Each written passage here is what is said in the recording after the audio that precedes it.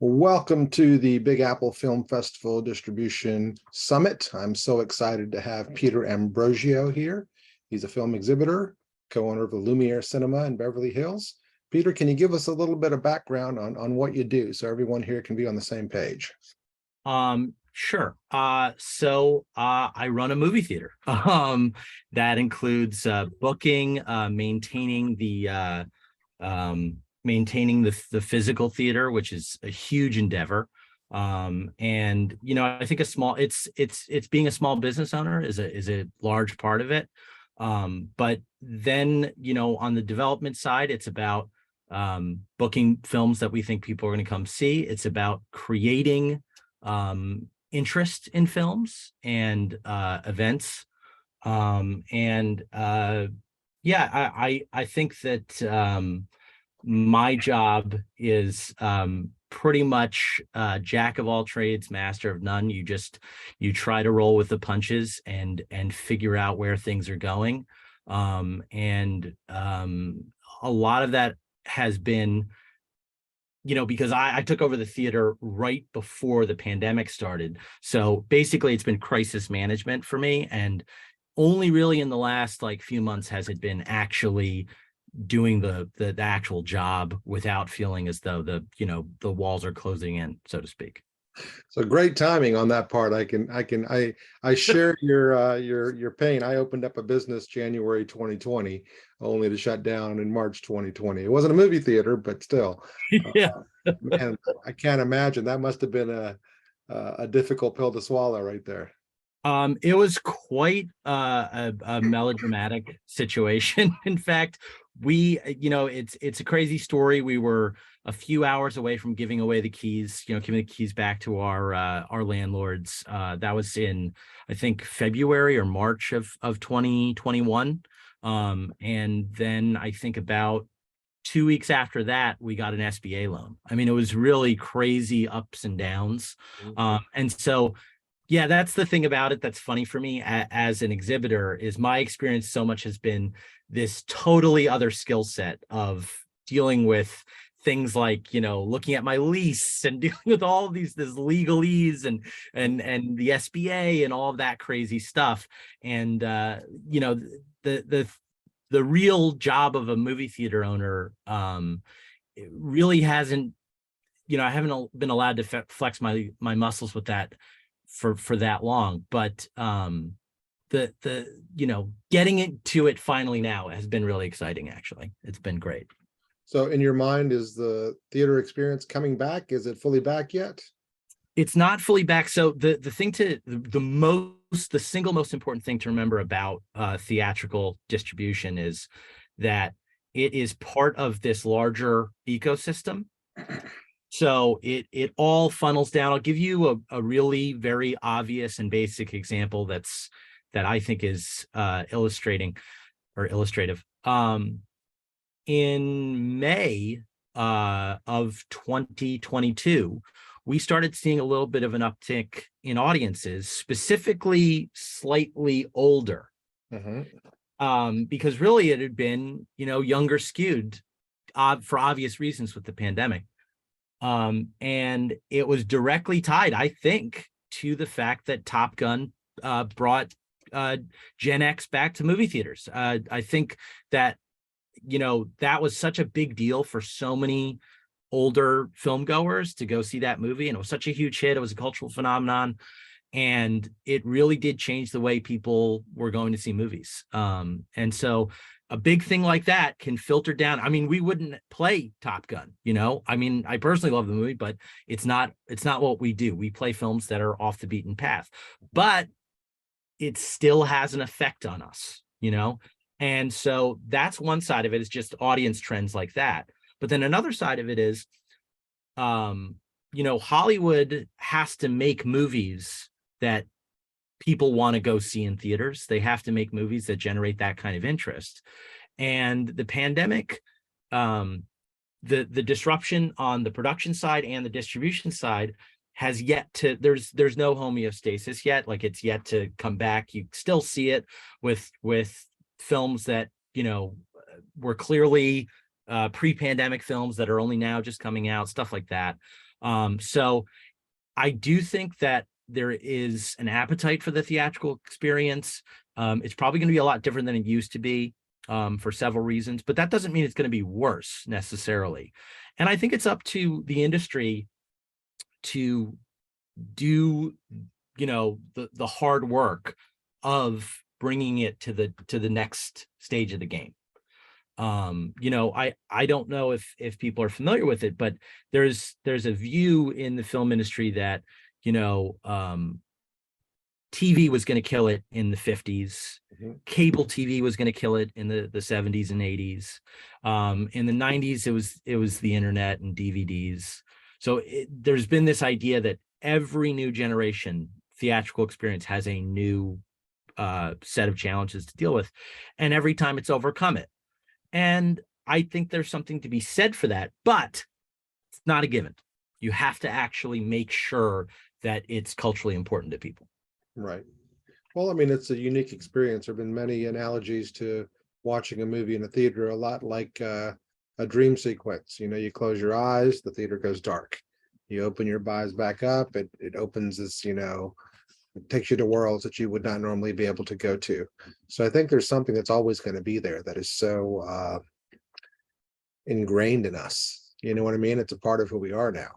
Yeah, the interesting question about it too is, I think to your point, that's so fascinating to me, is that if you look at AMC and what they're trying to inculcate with the theatrical experience, they're I don't want to criticize them in some sort of blanket way, because I think that AMC is trying. I think, for instance, the whole, it's silly, but that whole Nicole Kidman intro thing that people cheer anytime she comes up on the screen, that went viral, film Twitter was all abuzz about it. That stuff matters. That's great. Like, that's great for movies when people care about it, even if it's a joke.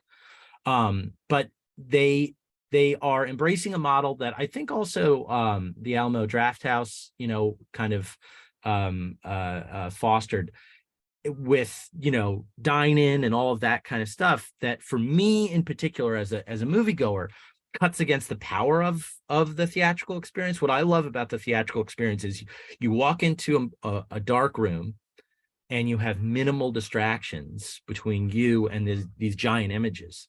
So that's a question of, but I think that's also part of what's happening that's so important, is that the diversity of experience is something we should embrace and not run from. So stuff like dine-in versus traditional kind of just, movie theater, that's fine. They can coexist, and it's important not to be sort of at odds with each other. And I think that could be related to the resurgence in 35 millimeter. I mean, I don't know if it's going to be a national or global trend, but you see it in New York and LA. We have a 35 millimeter projector. We did a 35 millimeter shorts night with filmmakers who had, made prints of their movies, either shot it on film or made a print of it. And, the new Beverly, Quentin Tarantino's theater, always on film. He actually I was just talking to somebody today, he got very mad that somebody tried to install a digital projector. But the point about that kind of stuff is that we can embrace the old, we can bring in the new, and the new direction, what's pointing forward for me is that it is about having a lot of different options. That is part of it. You know what I mean? Because I think people don't realize this, but pre-television, when you would go to see a movie, you'd often see, that's where the idea of a B movie comes from. You have your A and your B, and you have a double feature. And before and after that, you had a cartoon, you had a newsreel, you had shorts. People were watching television at the movies. You know what I mean? So the idea of the theatrical experience as being the reverent, sacred one that you're talking about, I completely agree with that. But I also embrace the other thing of, you know what I mean? We can have fun with it. We can change and modify it, and have both. Okay. Well, just a reminder to our attendees, if you ever wanted to ask a movie theater owner a question, Now is your chance to get your questions in the Q&A box. I myself have plenty of questions for you, Peter. So tell me exactly what's the mandate for the Lumiere? Is there specific types of movies, and just so we all are on the same page, how many screens do you have, and some logistics about it? Absolutely. So we have 3 screens. Our biggest is 250 seats, then 150, and then 100. The mandate is very interesting because we will play bigger films. It's not that we will not play bigger films. We mostly play indies, foreign, documentary. That's a lot of what we do. But one of the things that we like to do with indies, and this was actually, we didn't think of it this way, but we were actually being interviewed by somebody from the LA Times, and he reacted to what we were saying. And I was like, that's really good point. That's basically exactly what we're doing. When we book a bigger film, we're basically saying, this is the kind of bigger film we think Hollywood should make. So that's our idea about bigger films, is that if they're doing something interesting, we want to book it. You know what I mean? If it's interesting in a way like Top Gun, to use an easy example, that's just a really good version of classic Hollywood movies. But one movie we booked that's pre-pandemic, that's a perfect example, is Little Women. Little Women is not the kind of movie that you see a lot being financed by studios. So if we're doing a bigger film, it's definitely a pointed thing about, we like what you guys are spending on money there. But the other thing about it is that since we have 3 screens, and since we do not book, we often don't have first run, we basically almost book it like it's its own streaming service. Somebody said that they could craft a film festival out of our booking, because we'll often have 10 movies and just rotate them throughout the week, throughout the day. So, if you want to catch it at a matinee, you can. If you want to catch it at night, you can. And so we'll have 3 screens, each playing 3 or 4 different films. And we try to have every different kind of movie. Okay. And, what is your acquisition process for films? How do you choose what's going to be in there? Is this limited to, films that do well at festivals? Can anyone submit? How does that process work? So that's something that's an interesting question, because on the one hand, when we're doing straight bookings, that are the standard deal that you make with studios, that's basically, we have films on our radar, we get pitched films by distributors, and that's sort of the normal process for, I would say, about 90% of what we're doing. However, we do a lot of forewalling. Forewalling is something I should probably explain. Forewalling is when a filmmaker prepays the theater, and they basically rent the space for a week. You can do a forewall that is every time, like four show times a day. You can do 1 time slot, things like that. But we do forewalling. And one thing that's tricky about that for us that we're working on is that with a forewall, if somebody is submitting their film and they're simply just buying our time, they're buying the theater's time, that's okay. There's nothing wrong with that. But we don't have a vested interest in whether the movie's good or not. Right. We don't have a vested interest in whether we care about the movie, nor is there anything wrong with that. We have a film right now we have a film that's making his money back off of a pretty expensive forewall because they have an audience. They have a big audience. So that's great for us because we have people coming in the theater. They're buying concessions. It's something we're definitely we care about, but we are trying to think about ways in which we get brought 4 walls that we might try to encourage, people to come see. That's a longer process because it's a long history of 4-walling losing money in film distribution. It's generally guaranteed you're probably not going to make your money back, to be honest. But it has other value. It does have other value. It's not necessarily a money play. It's a promotional play. It's Academy qualifying play. There are any number of reasons you might want to do it. But we had a documentary recently about Ray Lewis, who I did not know about. And he's a local LA basketball player. Supposedly he's the best player to ever not play in the NBA. And this guy was very frustrated with he four-walled it. He was very frustrated with his results. We might bring him back in January because we like the film and we were interested in the story. And we might try to see what kind of, it's also local LA. So that really matters to us. So we might try to bring it back in January to see what we can do with it. So this goes to my point about evolving with things, right? Because the general attitude about four-walling is you do it, it's over, you never think about it again, But I will say that the famous four-wall, and this goes to show you how crazy things are, the absolute famous four-wall that is really important to know is let me guess. Billy Jack. Tommy Wiseau's The Room. Oh, The Room, of course. Oh man. All right, go ahead. That movie, because he had a lot of money, too much money probably. He was able to really just keep going with it, and people kept saying, what is going on here with this movie? And it developed an audience just because it was my co-owner Luis worked for Laemmle at a time when they were showing The Room, and initially it was just this strange four-wall, and it kept going and kept going and kept going and built up this crazy audience. So it's got an interesting legacy. But yeah, that's a part of our business and our booking that we have just now started to rethink how we can maybe help films that come to us that they're rentals, but we want to say, well, we're interested in this movie. What can we do for you? Okay. We got a question. I don't know if you can give me an exact answer, but roughly what does it cost to four-wall and maybe 4 times a day? 4 times a day is usually $7,000. Okay. For a week. Yeah. Per week. Okay. So it's 4 times a day. So it's 28 screenings. 28 screenings. Well, yeah, it's about 7,000. Yeah. That's how it's going to shake. That doesn't sound unreasonable. Oops, sorry. You gotta.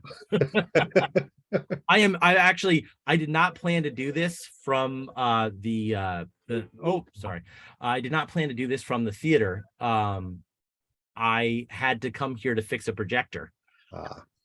That's the thing. The physical maintenance of this place is really very it's heavy workload. Sorry. Okay. Well, just for curiosity's sake, how does a filmmaker end up owning a movie theater? I used to work here as a 35 millimeter projectionist. Oh, wow. And so we had, I worked here for on and off for 10 years. It was a great job for a filmmaker because you could just go off and shoot something and they didn't care. And I worked for Laemmle. They had this place from 1974 to 2019.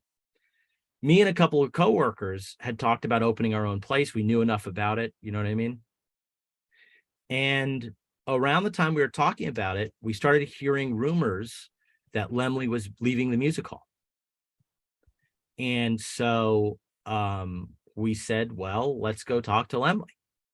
And we talked to Greg Laemmle, who was very nice. He said, you should go talk to the owners of the building about it.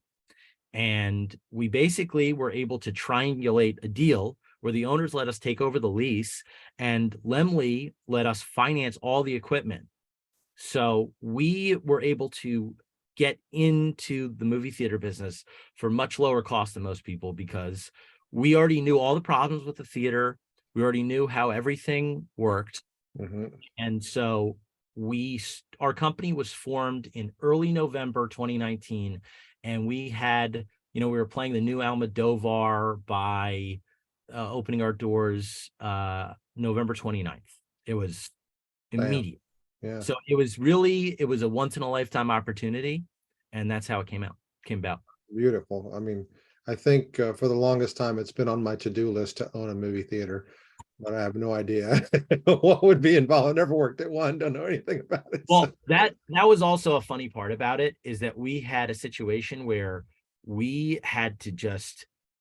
it was almost worse that we didn't, like, it was worse than knowing nothing, because we knew something.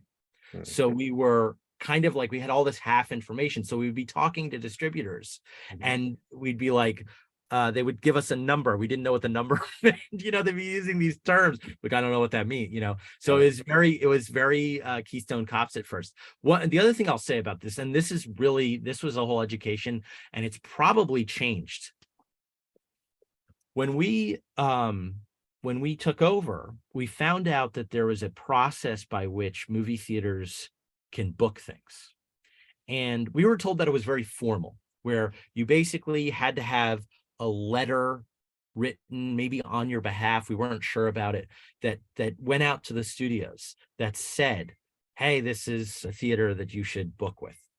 And then you make your individual, because if you're booking a movie with a studio, you have to go through an application process, and they all have different rules. Disney, for instance, Disney, if you show new films, you can't show old films. If you show old films, you can't show new films. They have a very specific set of rules. But we had a situation where I was talking to a booker and somebody was going to do our booking for us. He sort of incidentally, I feel like, he said, you guys know enough. You can book your own stuff. And he basically sent out this email to all of the people at studios that he knew. And that was basically our letter of introduction. So we kind of backed into the letter. We didn't really know what we were necessarily doing, but we had this resource and we wanted to start booking movies. And so that's something about the industry that's very important. We still, to this day, we can't do new movies with Disney, and we don't have a deal yet with Warner Brothers. So we can't do any Warner Brothers movies. And that's something that's like, that's part of the industry, is they have to accept you before they'll book with you. Wow. Okay. Yeah. We have another four-walling question, and I'm going to add to it also. Part one is, can four-walling be done with a combination of filmmakers, like different films over the course, or can you just book, one slot or two slots instead of a whole week? So that's definitely something that we're trying to get into more, is having, and this being a film festival, I will say that the more you can band together with other filmmakers, the better, because you have a lot more power with, multiple people than you do with one. And absolutely, we're open to any kind of deal. We do not have any sort of rigid rules about bookings beyond, there's certain things that people try to push boundaries of in terms of usage of the theater, but yeah, we're definitely very open to that. And I'll give you a really good example. So traditionally, when you have a short film and you want to have an Academy qualifier for that short film, it's expensive. And what we charge for one short film is expensive, and 1 week. We actually did have a woman for this past season. I think she almost made her money back. She had her friends just showed up for it. So it was like, this is great. You know what I mean? She has a lot of support for her short film, but oftentimes, it plays once at the beginning of the day, just to qualify, and that's about it. But we were able to make a deal with a group of filmmakers where they all got discounted rates because it was only one booking for us, and they all paid less. And we booked it basically like a regular four-wall. For a single showtime, but each filmmaker paid a lot less than they normally would. So that's absolutely a great idea, especially for shorts. That's interesting. So was it like, the full week, one slot per day, or one slot the full week? Yeah. Okay. So it played 4 times a day and did the whole thing. No, it did. Well, it did not 4 times a day. It played 1 time a day. All you need for a short film, right? All you need for a short film to qualify is one slot. That's what I mean by that. Okay, all right. It's one showtime a day for a week. Wow. Okay. And for Academy qualifying for a feature film, it has to play 3 times a day, and one of those times has to be in what's called prime time. So it has to start between, I think, 6 and 8 p.m.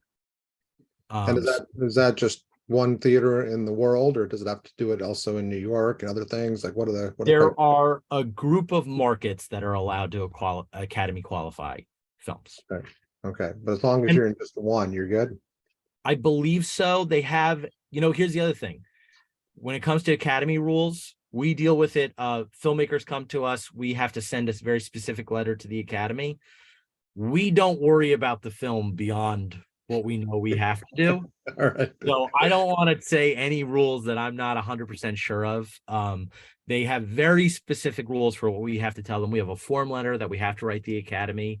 So they have they're, the Academy is very bureaucratic. They know their role in the industry, and it's very much about being like, there are certain standards, and we are here to uphold those standards. Okay.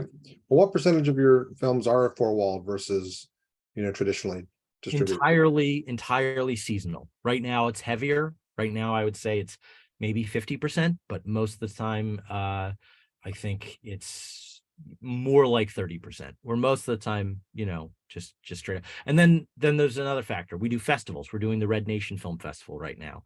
So that's 2 weeks. We have the Red Nation is also overlapping with the Sephardic Film Festival. So we have a lot of festivals as well. And because the way this works, there are certain festivals that if you get into that festival as a filmmaker, you're automatically Academy qualified. So what people do with the way the system is structured is they wait out their festival submissions. And so they have shorts I think September 30th is currently the deadline. But features have until the end of the year. So what happens is in the final third of the year, we get all of these requests because people are like, well, I didn't get into the festivals that I needed to Academy qualify. I need to book with a theater. So it's very seasonal. That's interesting. Okay. And when you are choosing films that you're using, traditionally that you're booking, what is is there criteria? Is there a thought process? How do you decide what's going to get to show in your theater? We actually kind of fell backwards into a strategy that has served us very well, which is before the pandemic, we had Searchlight reached out to us and they said, do you want not Tree of Life, Hidden Life, the Terrence Malick film? And we looked at what was going on with the Hidden Life. And, we're all film fans. So we looked around and we said, wait a second, Hidden Life isn't playing anywhere in LA right now. We have to book it. Mm-hmm. And no advertising, brand new theater. We had 60 people on the Saturday night because every film fan who loves Terrence Malick, they want to see it on the big screen. They Googled, where's a Hidden Life playing? They found our theater. So what we decided, what works for us is to keep those films from auteur type filmmakers as long as possible, because we find that second wave audience that's like, oh, I really wanted to see that in theater, I didn't have time, they leave theaters so quickly that sometimes they're even on streaming and we have tons of people coming to see them. So that's a really big part of the way that we look at booking. And then another big part of the way we look at booking, and this is something for, I think, newer filmmakers, this is the most important thing. Genre, especially horror, is so much easier to book if you don't know anything about it, because horror fans are different than every other kind of fan. They will see if somebody's getting chopped up, if there's a ghoul in the closet, they will see it. And I say this as a horror fan myself. I love horror movies. The kind of the success story this year with indie films is probably Terrifier 2. Terrifier 2 did great for us. And it was a movie that, it has its audience and they love it. They come out to see it. And that's with very little promotion. That's with very little, no movie star. It was a sequel, so it did have that. But that's something that's really important for filmmakers to know, is that the genre you're working in can help you get an audience. Okay, so you're saying horror is what would you say the top 3 or top 5 genres are that are easy to book? Well, horror is the easiest one to book, and it's also happens to be the easiest one to make as a filmmaker. I mean, low budget horror is a staple. Animation can be really easy to book because that's also a very dedicated audience. Mm-hmm. Other genres, that's where it gets a little tricky, because I'm wondering if it's going to trickle down, because rom-coms are gone right now. Nobody the rom-com has died, and I do wonder if somebody could resurrect it, if it could come Isn't back. the George Clooney one doing reasonably well? It is doing reasonably well, and it was doing well internationally before it came out in America. And I think a lot of people just said to themselves, wait a second, this is a fun genre. You know what I mean? And I didn't even hear anything great about the movie necessarily, but that's not the point. That's what's great about genres, is that if you work in something that's really specific, people kind of know what they're getting. And your job as an artist is to add in the details in an interesting way. So there's definitely something to be said for that. And I think the other genre that's it's adjacent to horror, but I would say crime, true crime, that's obviously like a big thing, generally speaking, more with streaming than features, but people do love their crime movies. Yeah, my wife is one of those. She watches every documentary on Netflix that has any kind of crime thing in it. Exactly. I've also heard, and I've said this a few times in some other panels, people have told me that Christmas movie fans are a lot like horror fans. They'll pretty much watch anything. Is that a theatrical thing or just a streaming? Maybe I'm biased because of the actual movie. We have a Christmas movie right now that's not doing anything, so I don't. All right, fair enough. Yeah. But I think that it's sometimes, there are horror movies that don't do well. It does happen, but it's just like I think with Christmas movies, yeah, I'm sure there are those. It's also, they probably released it a little too early. They have about 2 weeks, maybe they'll really get some people. Yeah, I'm anti pre-Thanksgiving Christmas stuff myself. So yeah, exactly. Yeah, no, I was at AFM this year, and it seemed like everything was either a horror movie or a Christmas movie. Like 90% of the stuff there was. It's an interesting thing that's happened where horror, at the box office has been incredibly resilient compared to everything else. I can name, off the top of my head, Terrifier 2, Smile, the latest Halloween, these are Barbarian. These are movies that are opening to really solid grosses. They didn't cost a lot to make. And they're very sturdy. They even if they're, Halloween was on streaming simultaneously, it still did well. It's a very tried and true genre. And I think that, to me, that's why I said that about rom-coms. I think, if you can see what's going on in other genres that maybe are neglected, that maybe should come back, that's something to definitely consider. But yeah, just in terms of booking and in terms of understanding how films find audiences, the easiest one-to-one link we know of is genre.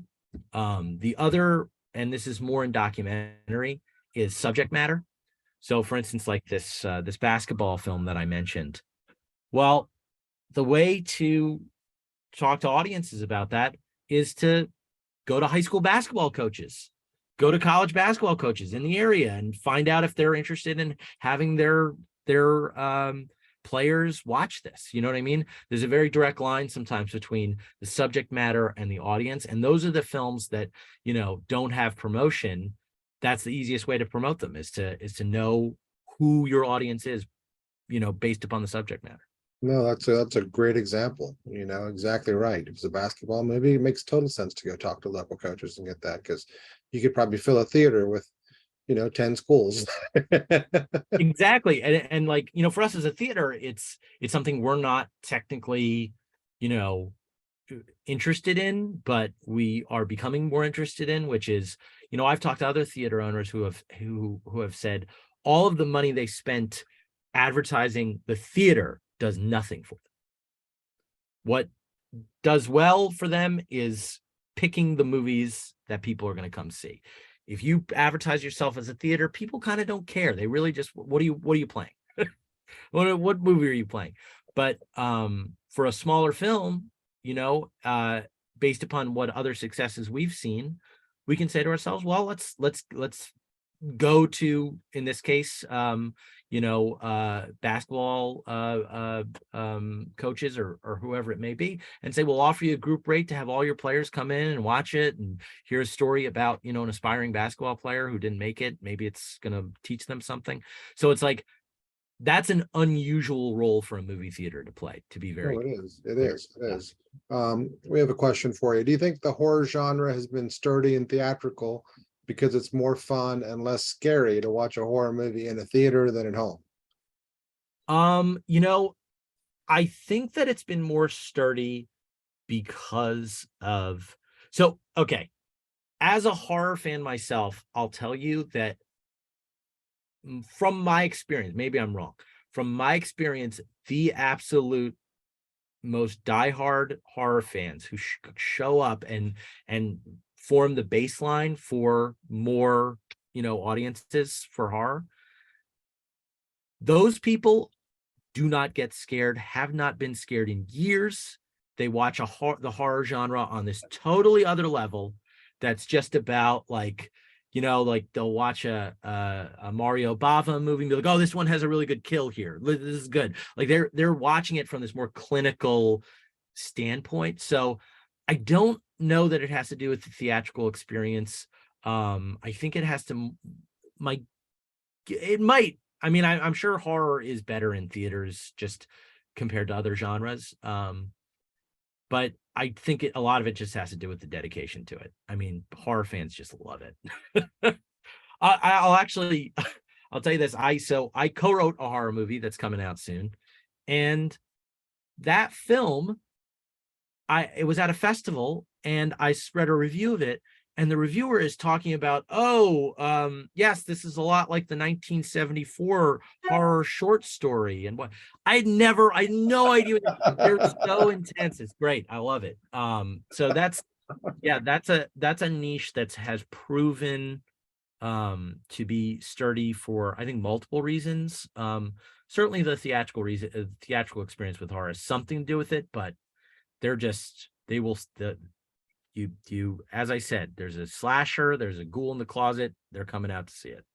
They're out there. I had a film that was a dramatic love triangle movie that played at Dances with Films years ago.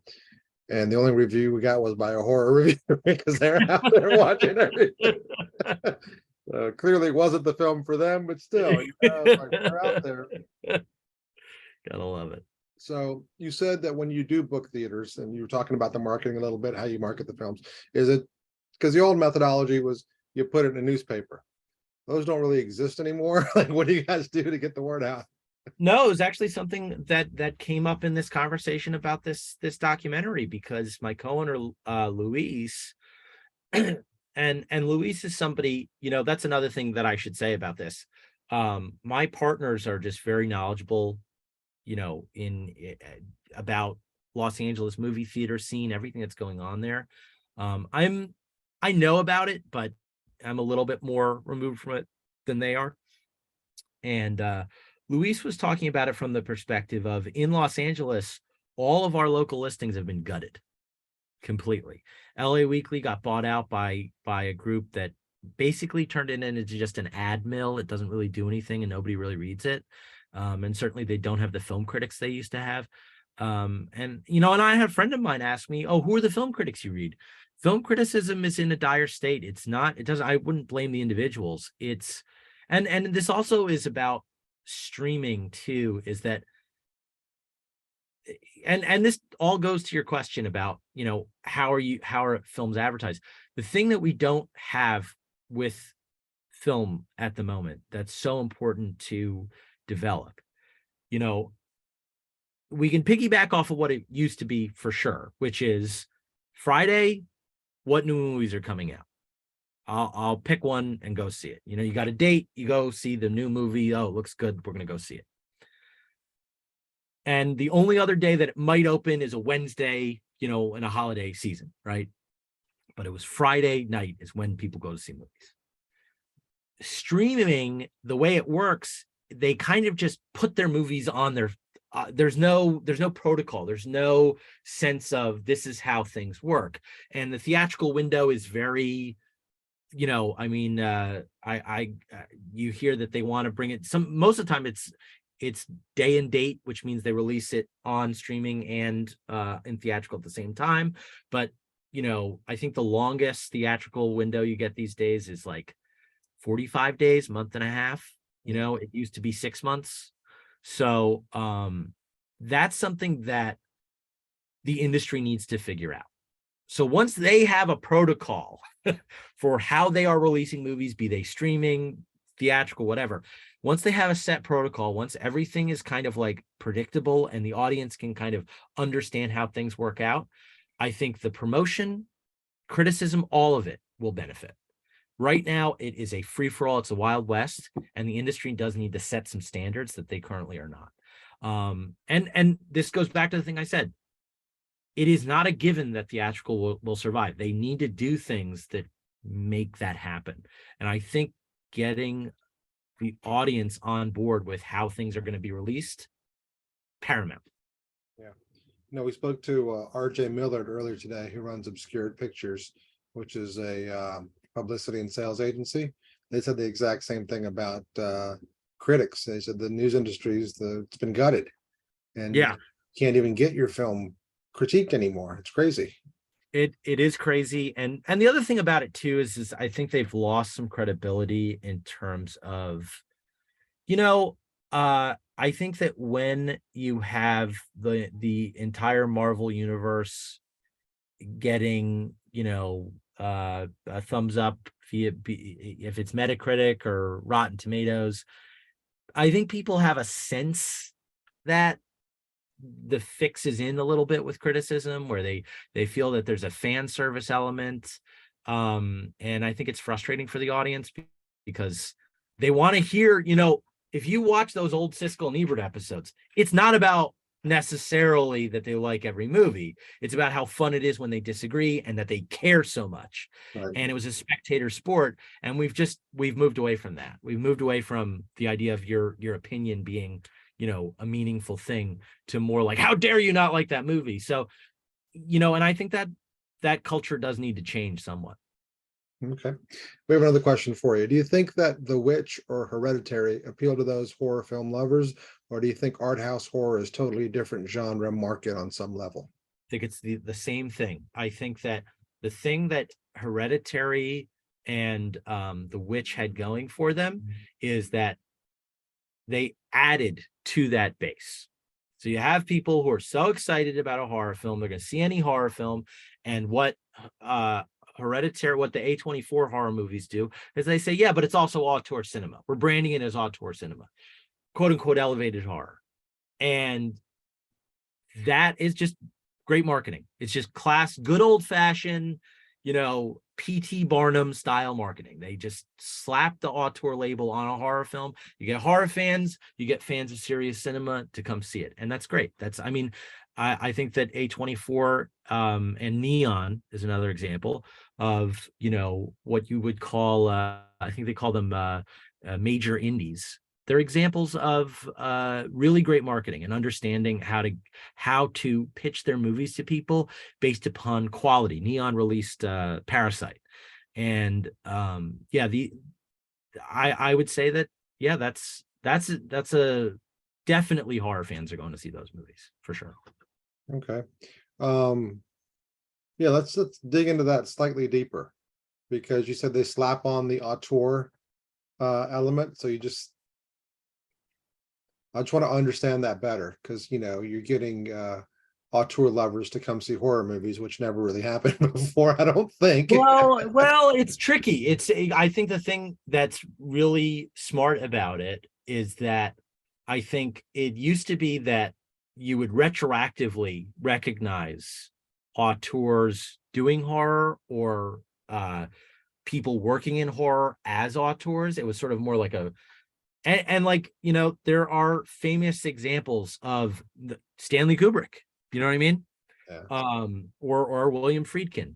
But the thing that A24 did was they kind of, with their marketing and with the trailers and with the whole kind of attitude and mood of these films, they fostered the certain kind of filmmakers and the certain kind of filmmaking that signaled to people, this is trying to do something beyond just scare you, right?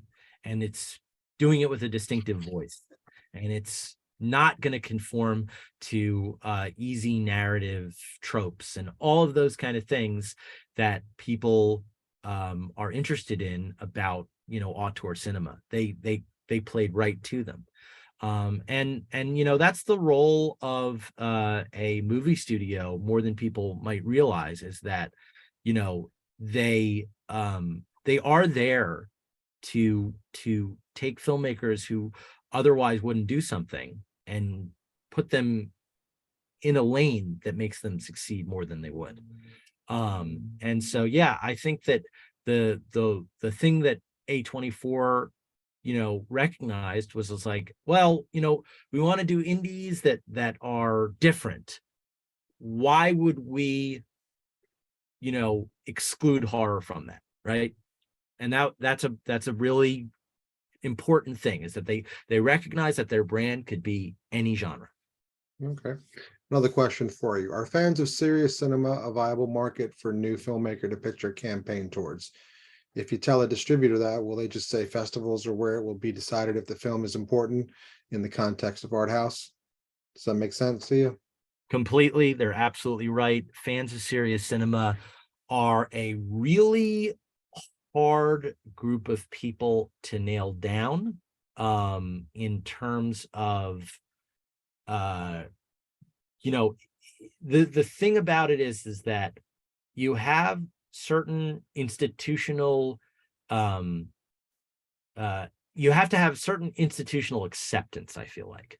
So for instance, A24, Criterion, all of these kind of film festivals are another good example. If nobody out there is saying you're serious, you have a major uphill battle to climb. And that's not to say you shouldn't climb it. It's just to be aware that if you don't get a stamp of approval from somebody in that world, that audience is not there. Yeah. It's really very stark in that sense.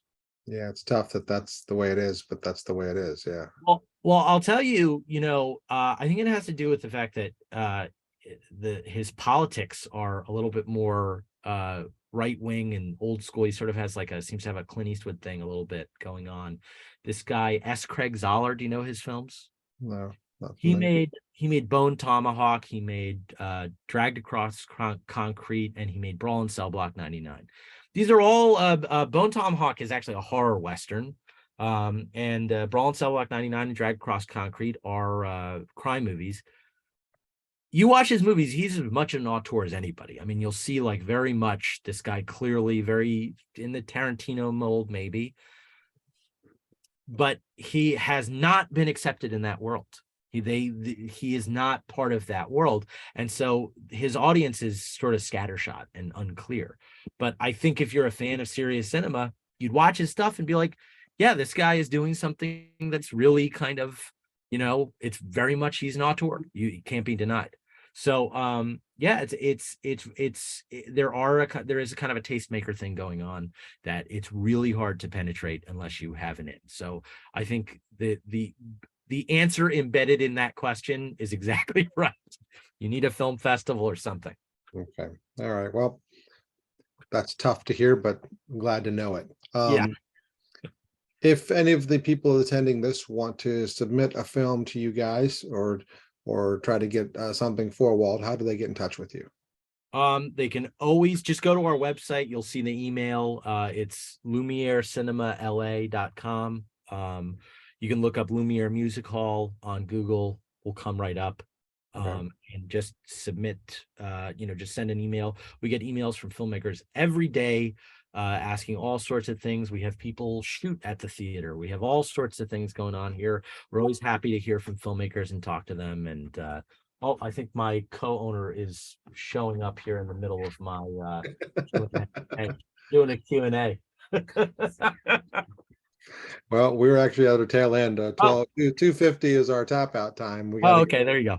10 minutes so people can, stand up and stretch their legs before the next one starts. Yeah, Peter, really appreciate you taking the time and being so candid with us. And, we wish you nothing but continued success with your theater. Thank you very much.